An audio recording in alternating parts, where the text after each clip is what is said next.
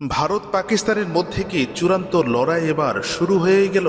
খবর পাওয়া গেল ভারতের পর এবার পাকিস্তানের সরাসরি অ্যাকশন শুরু। পাল্টাপাল্টি ড্রোন হামলার দাবি করল দুই দেশ।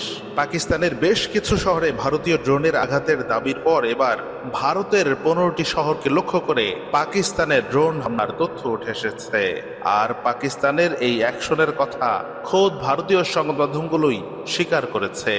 ভারতের উত্তর ও পশ্চিমাঞ্চলের অন্তত 15টি শহরে সামরিক স্থাপনাকে লক্ষ্য করে পাকিস্তান ক্ষেপণাস্ত্র হামলা চালিয়েছে বলে দাবি করেছে নয়াদিল্লি। বুধবার রাতভর ও বৃহস্পতিবার সকালে জম্মু কাশ্মীর, পাঞ্জাব এবং গুজরাট সহ বিভিন্ন এলাকায় এসব হামলা চালানো হয় বলে জানিয়েছে ভারতের ক্ষমতাসীন বিজেপি সরকার। হামলায় তাৎক্ষণিকভাবে হতাহত বা ক্ষয়ক্ষতির বিষয়ে নিশ্চিতভাবে কিছু জানা যায়নি।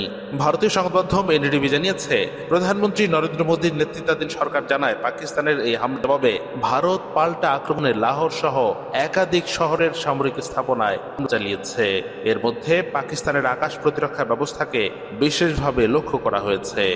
ভারতের পক্ষ থেকে দাবি করা হয়েছে, পাকিস্তানের ছোড়া বেশ কয়েকটি ক্ষেপণাস্ত্র ও ড্রোন আকাশেই ধ্বংস করে দেওয়া হয়েছে। তবে বাকিগুলোতে কি ক্ষতি হয়েছে তাই স্পষ্ট করেনি ভারত। পাকিস্তানি আকাশ প্রতিরক্ষা, রাডার ও অন্যান্য ব্যবস্থাকে লক্ষ্য করে হামলা চালানো হয়েছে।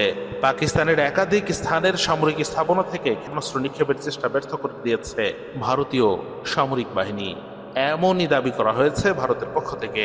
ভারতের সামরিক বাহিনী আরো জানায়, পাকিস্তান থেকে আসা হামলার জবাবে শ্রীনগর, পাঠানকোট, অমৃতসর, লুধিয়ানা, চণ্ডীগড় সহ একাধিক শহরে আকাশ প্রতিরক্ষা ব্যবস্থা সক্রিয় করা হয়েছে। রাশিয়ার তৈরি S-400 ডিফেন্স সিস্টেম দিয়ে এসব হামলা প্রতিহত করা হয়েছে। পাকিস্তানের হামলায় ব্যবহৃত ড্রোন ও ক্ষেপণাস্ত্রের ধ্বংসাবশেষ সংগ্রহ করা হচ্ছে বলেও জানিয়েছে ভারত। পাল্টা হামলায় পাকিস্তানের রাডার ধ্বংস করতে ব্যবহার করা হয়েছে হারপি ও হারুপ ড্রোন, যা মূলত রাডার সিস্টেম শনাক্ত করে হামলা চালানোর জন্য ব্যবহৃত হয়। এর আগে মঙ্গলবার রাত 1:30টার দিকে ভারতের অপারেশন সিঁদুরের আওতায় পাকিস্তান ও পাকিস্তান অধিকৃত কাশ্মীরের অন্তত 9টি শহরে একযোগে হামলা চালায় ভারত।